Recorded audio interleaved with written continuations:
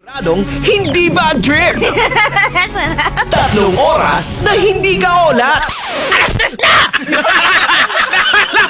Love Trip! Love Trip! Love Trip! Love Trip! Mula alas 3 hanggang alas 6 ng gabi. Oh yeah! Sa 90.7 Love Radio. Love Trip! Kasama ang inyong muy delisyosang ka-love team. Mara Tony! Mara Tony! Ikaw, anong trip mo? Yas! Sahod na! And it's a happy Thursday, Kabisyo! I'm back! O, diba? Alam mo, na-miss ko kayo. Feeling ko ang tagal-tagal kong nawala.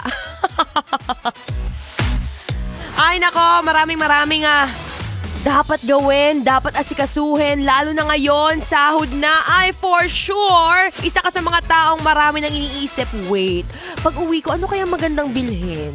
Ano kaya yung mga bagay na wala lang, check out ko lang kahit hindi ko naman kailangan?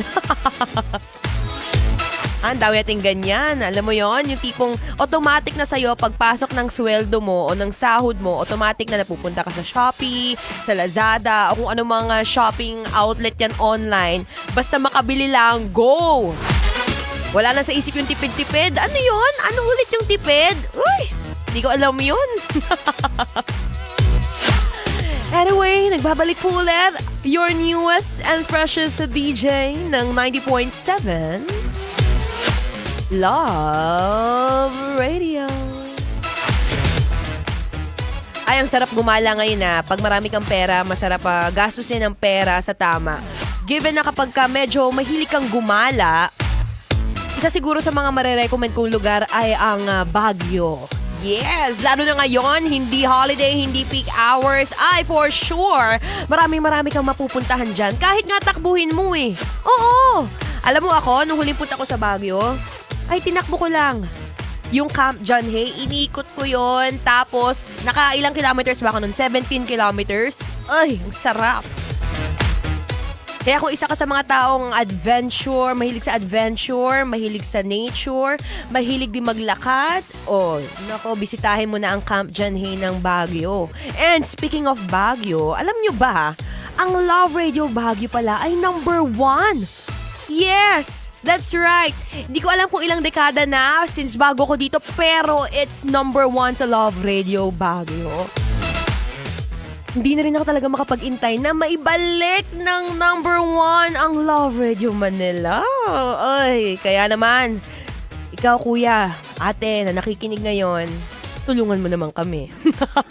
Simple lang iyong gagawin. Follow mo kami sa Love Radio Manila Facebook page. And of course, magkita-kits tayo mamaya sa Facebook Live ko. It's Maratoni, MARATONEE. Para naman tuloy-tuloy mag-number 1 ang Love Radio. Tuloy-tuloy ka rin makinig sa Feel Good Music ngayong #Feel Good Thursday. Kailangan pa bang i-memorize yan? Basic.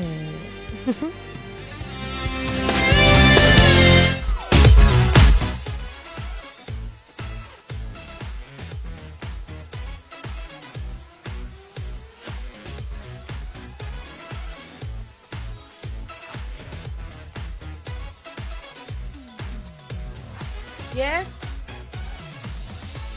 Are we live?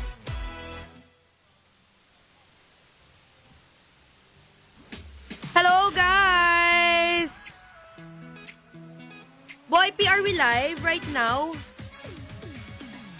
Walang baba ng puwan. Hello, madlang people! I'm alive, alert, awake, enthusiastic. It's been 3 days since I wasn't, able to make my live video. But I'm here! I'm so excited to see you. Wait, magbasa tayo ng mga comment dito sa ating Facebook. Ang daming ganap, and maraming salamat for supporting me all throughout my first week. Grabe.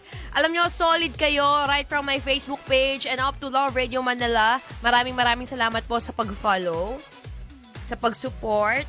Ay, hulaan nyo kung saan ako nang punta.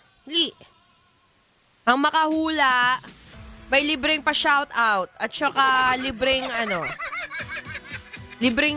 kiss.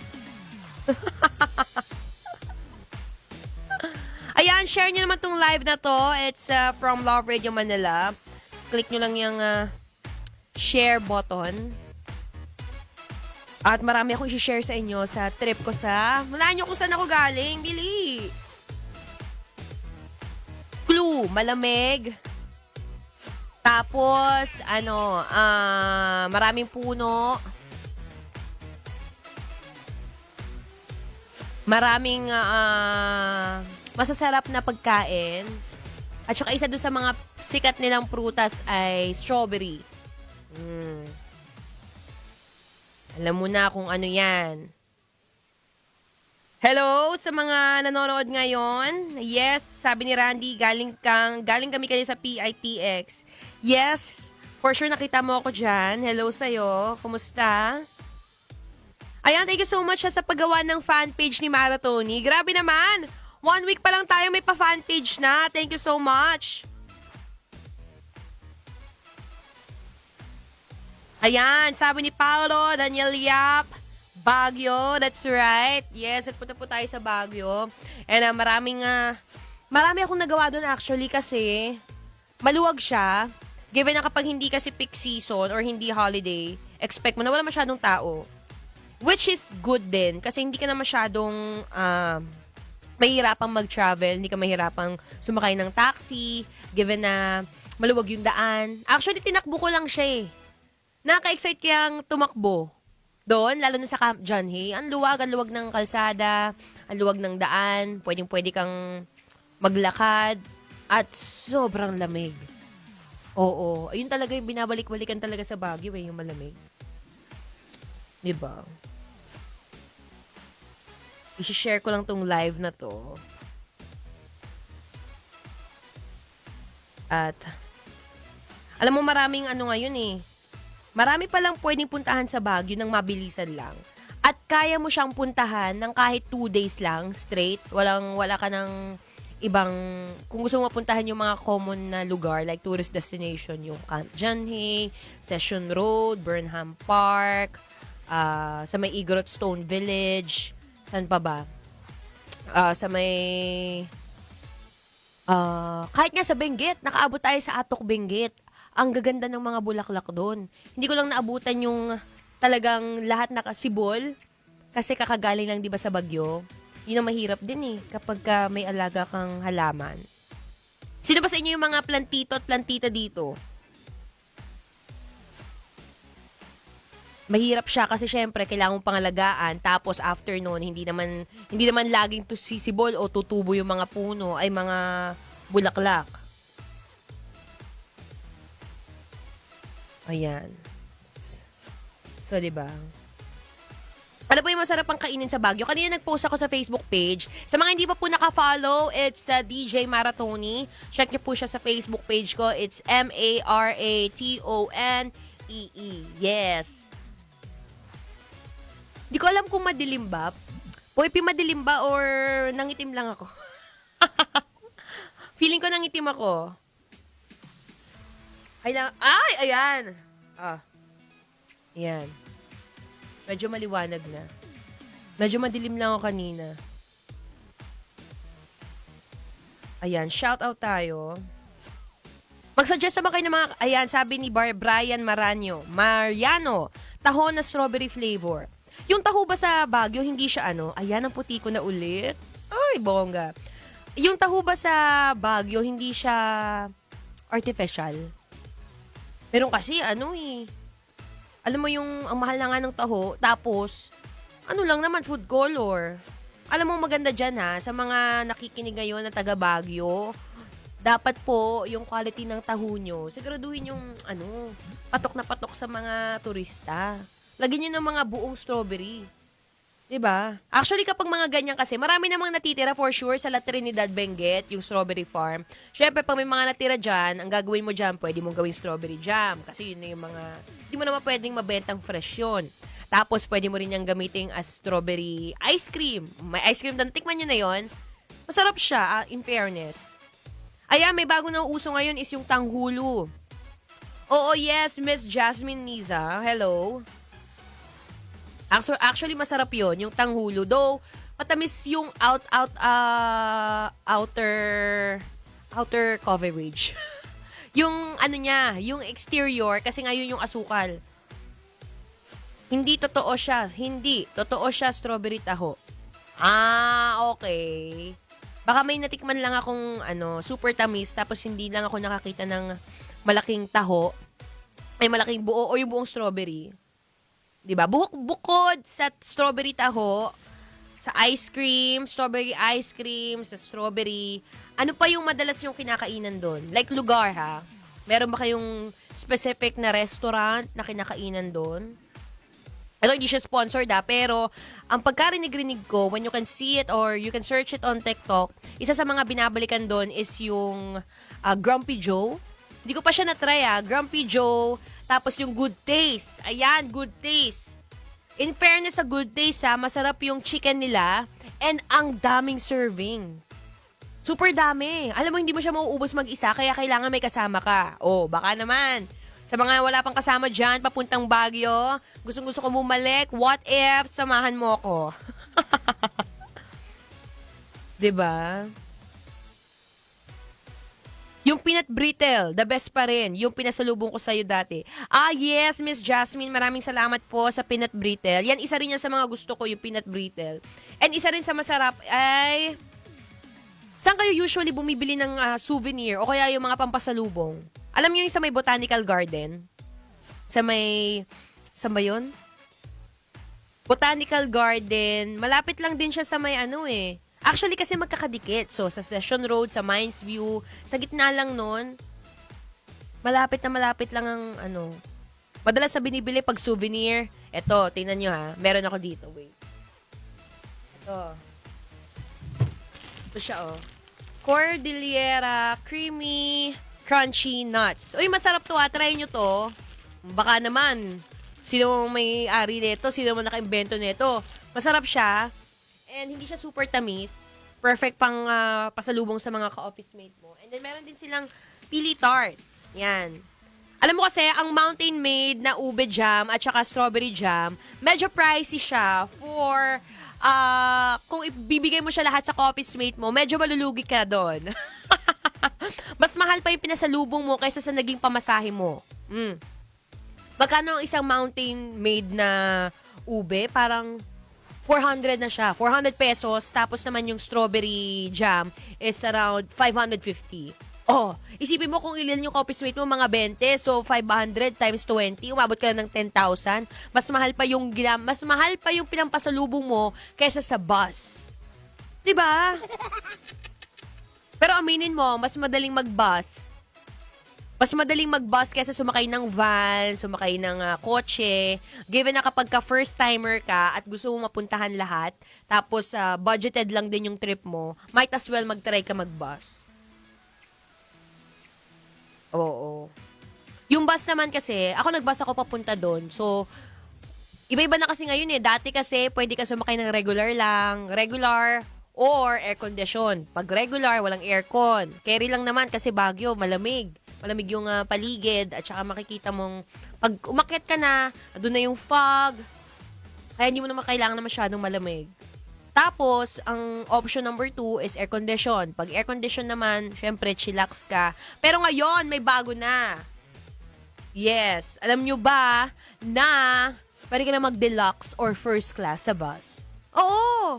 Alam mo kapag deluxe, ganito yung mga sakayan yan. Pag deluxe kasi, paresa silang may CR. Ang deluxe at first class, meron na silang CR. So, wala ka ng stopover. Anywhere na pumunta ka sa Baguio, hindi mo na kailangan tumigil para umihi, para kumain. So, make sure dapat meron kang dalang baon. And then, pag deluxe din, nare-recline mo yung chair mo. O, di ba bongga? Hindi mo na kailangang magpakapagod sa ang sikip-sikip na bus. Basta syempre, magbabayad ka ng additional fee. Papakita ko sa iyo itsura ng deluxe na deluxe bus. Ito. Ayan pala sa mga hindi naman makakapunta ng Baguio, pwede naman kayong pumunta ng Star City. Open yan Wednesday to Sunday. Murang-mura lang ang registration fee dyan, ang ticket fee natin. for sure sulit yung bakasyon nyo dito. Lalo na sa mga, kung may kakilala kang foreigner, may kakilala kang AFAM, na feeling mo wala na mapuntahan dito sa Manila, pwedeng-pwede mo silang dalhin sa Star City. Ayan, speaking of deluxe bus, ito yung tsura niya, oh. Ayan. Ganyan yung kanyang upuan. Ayan. So, nare-recline na siya. Unlike before kasi, pag regular lang na air-condition na bus, regular lang na upuan. Kung ano yung ano. Ito, mas marerelax ka kasi syempre naka-recline. Tapos ito pa, ngayon ko lang din nalaman sa first class na bus, pwede ka lang nakahiga. Oo, tingnan mo Saan na ba yun? Nakahiga na parang may kama na sa tuktok. Tapos may TV pa. In fairness din, no? In fairness din sa mga bagong interior ngayon ng mga bus, talagang minimake sure nila na quality yung bus nila and at the same time, may enjoy. Lalo na ngayon, kapag isa kang turista, di ba dapat pinangangalagaan din natin yung tourist destinations.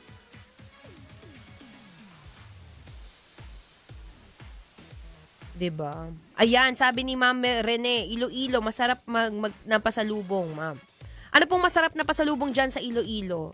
Ano yung marerecommend yung lugar kung saan may masarap na pasalubong? Iba kasi, kunyari ako, ang nag-crave ako ngayon ng longganisa. Saan ba may masarap na longganisa?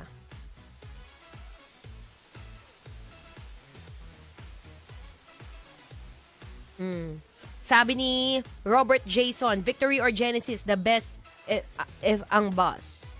Actually, so, isa yung sa mga nasakyan ko is yung Victory liner. And in fairness naman, at saka plus pa pala, pag deluxe yung sinakyan mo, meron din silang libreng, first class. Pag first class yung sinakyan mo, meron silang libreng tubig and snack. O, di ba? Para ka nakasakay sa airplane. Ang dami nilang pakulo. Given kasi medyo pricey din naman kapag first class. Kung hindi ako nagkakamali, kapag deluxe, it's 770 pesos. Tapos pag first class, it's 1,000 something. 999 or 1,000 something. Check nyo na lang. Kaya naman, kung may time ka, katulad ngayon, o di ba bagong sahod ka? Ay, kung ako sa'yo, magbubook na ako papuntang Baguio. Ngayon, lalo na wala masyadong tao, maluwag yung daan. Magyaya ka na ng mga kaibigan mo, tropa. Sama mo sila sa gala mo. Masarap ang longganisa sa Ilocos. Oo, alam niyo, gusto ko rin pumunta sa Ilocos. Ang dami kasi mga lugar talaga dito sa Pilipinas na pwedeng mong bisitahin, ulit-ulitin na bisitahin. Kasi, bukod sa masarap yung delicacies nila, maganda pa rin yung lugar. And in fairness din sa mga local government unit natin, sa DOT, Department of Tourism, na na-maintain nila na okay yung lugar. Lalo na kapag ngayon hindi naman tayo pandemic, wala nang masyadong restrictions. Might as well, 'di ba? Gawan nila ng mag-umph naman tayo ng konti sa ating tourism.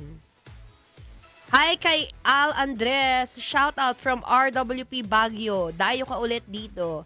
Yes, hello, Al. Yan, yun yung mga nakasama ko sa takbuhan last Sunday. Diba? Maganda rin tumakbo. Ayan, speaking of weather sa Baguio. Sabi ko nga kanina, since malamig doon, so as a runner, yung heart rate ko doon habang tumatakbo is ang baba lang. Which is a good thing kapag ka-runner ka. Maganda kasi kapag mababa lang yung heart rate mo. Mas okay yung takbo mo, hindi ka hinihingal, hindi ka kagad napapawisan. Although, ang pinakamahirap lang kapag nasa Baguio ka is yung elevation. Ang taas ng lugar. Ang taas sa mga tatakbuhan mo. So, make sure na yung tuhod mo malakas din. Kasi pag hindi mo kinaya, wala. Medyo mahirap lang ang elevation doon. Pero masaya siya kasi hindi ka mapapagod agad. Lalo na kung malakas naman yung tuhod mo. Ang talo lang sa'yo is yung elevation talaga. Nakapunta ka na ba ng Sagada, DJ Mara? Hindi pa, Miss Shane. Maganda ba dyan sa Sagada? Sabi kasi sa akin, 6 hours daw from Baguio to Sagada. So, another travel na naman siya. Given ngayon, yes, alam naman natin na medyo bumilis na yung travel from Manila to Baguio. Parang it would take us 5 hours, 4 to 5 hours na lang. Unlike before, nung bata pa ako, pag pumunta kami sa Baguio, Diyos ko, inabot na kami ng kalahating araw. Nasa kalsada pa kami. Makakadaan pa kami dun sa Malaking Layon, dun sa Cannon Road, sa Marcos Highway. 8 hours to 9 hours Baguio trip. Pero ngayon, in fairness, sa NLEX and T-Plex na mga dadaanan, basta kung anong Lex yan, napabilis na yung biyahe natin, di ba?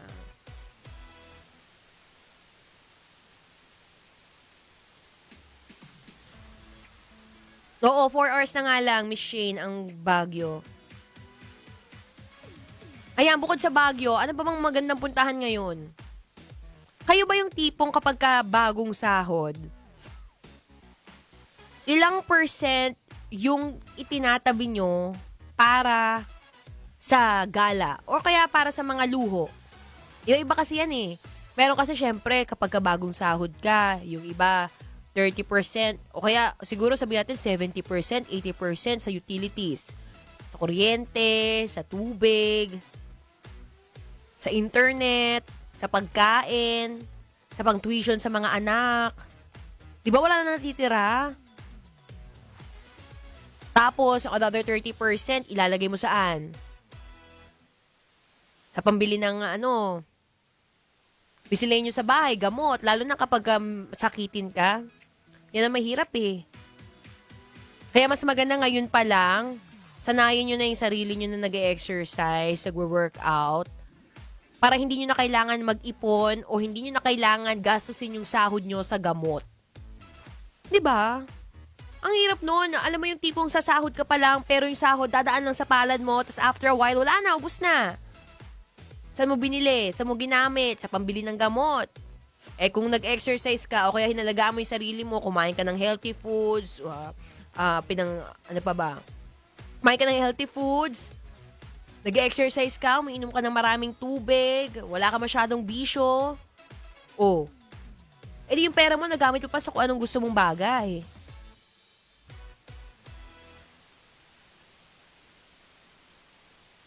Sabi ni Bobby, kumusta ang buhay-buhay 3 days na wala ah? Eto na nga, bumalik na nga ako, diba? Ka naman, masyado mo naman ako na-miss. Okay naman. Na-miss ko kayo, actually. Kung pwede lang ako mag-live sa Baguio. Pero syempre, di ba? Minsan kailangan din natin magpahinga, chill-chill ng kaunti. Hindi ka naman pwedeng araw-araw tumatrabaho kasi baka mamaya ma-burnout ka, mahirap na. Imbis na ginagalingan mo, napipilitan ka na lang. Ay, wag ganun. Magpahinga rin kayo pang may time. Lalo na ngayon, bagong sahod. Pag feeling mo, deserve mo ng Starbucks o deserve mo ng masarap na kape, go, bili ka. Pero sabi ko nga kanina, kung wala naman nang natira sa sahod mo, pinabili mo na lang ng gamot, pinangbayad mo na lang sa mga utang, yun lang. Mamimili ka na lang talaga kung ano yung priority mo pag dadating ng sahod, di ba?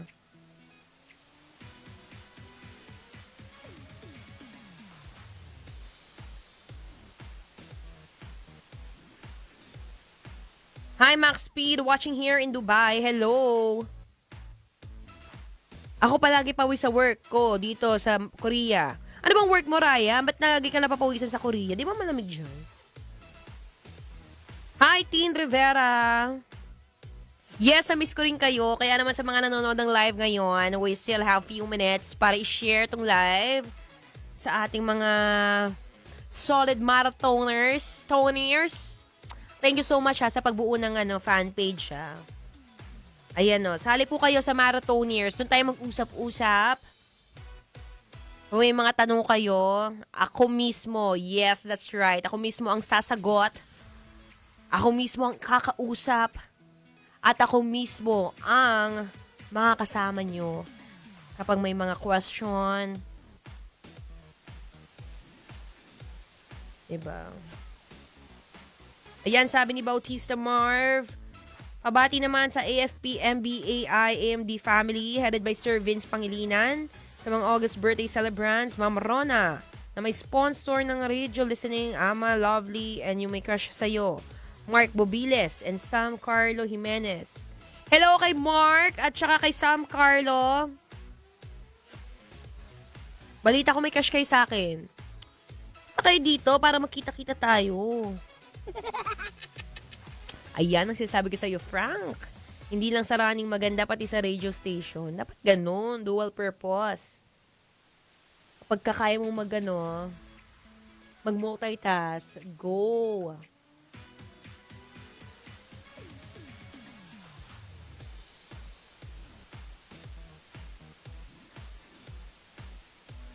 Ayan, summer na po dito, idol. Crane po ang work ko.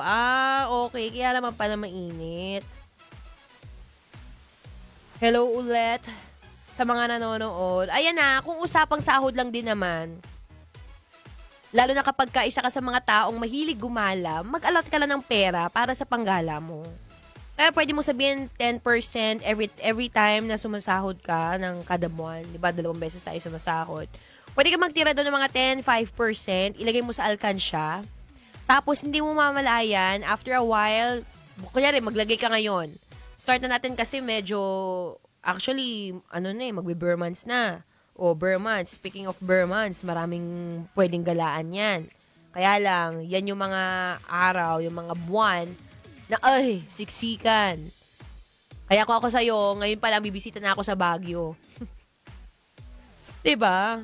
Ayan, sabihin natin, August pa lang, di ba? Ngayon pala mag-start ka na mag-ipon. Kung hindi ka pa nakapag-ipon before, kumuha ka lang ng simpleng alkansya. Yung alkansya na hindi nabubuksan na, para hindi ka nahihirapan, para hindi ka matetempt na buksan yung pera o yung alkansya mo. Di ba? Kuha ka ng alkansya na lata. May nabibiling gano'n, parang 50 pesos lang. Tapos, maghulog ka kunwari, araw-araw, sabihin mo mga 20 pesos, 50 pesos.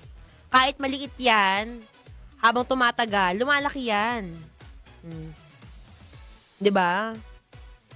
At least may naipon ka, at least nasimulan mo. Madali lang naman mag-ipon kung may control ka sa sarili mo. Kung kunwari, hindi mo naman kailangan ng bumili ngayon sa Shopee o sa Lazada. Wala ka naman kailangan talaga, pero napipilitan kang bumili kasi nasanay ka na. Ngayon pa lang, tigilan mo na yan. That's just so no-no talaga. 'Di ba?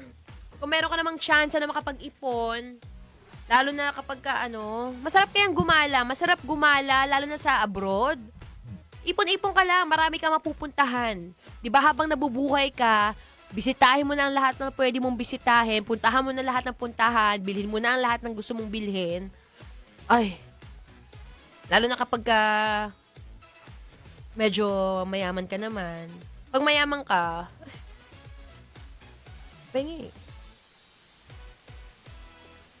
Pag-share ng blessings. Diba?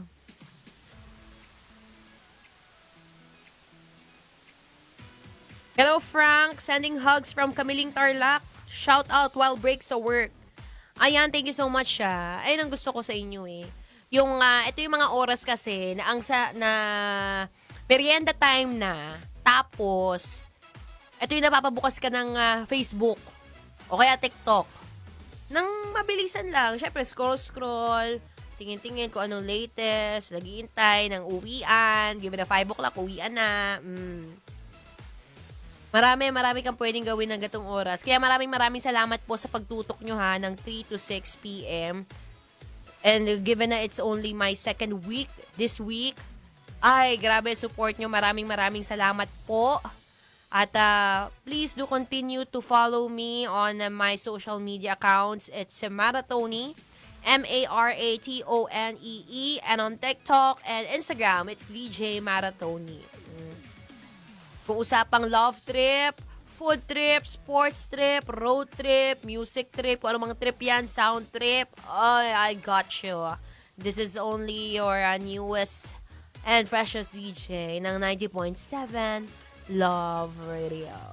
Kaya naman, bukas ulit, mga kabisyo. Tuloy natin ang usapang road trip ngayon sa radyo. with your one and only DJ Maratoni dito sa 90.7 Love Radio. Kailangan pa bang i-memorize yan? Basic.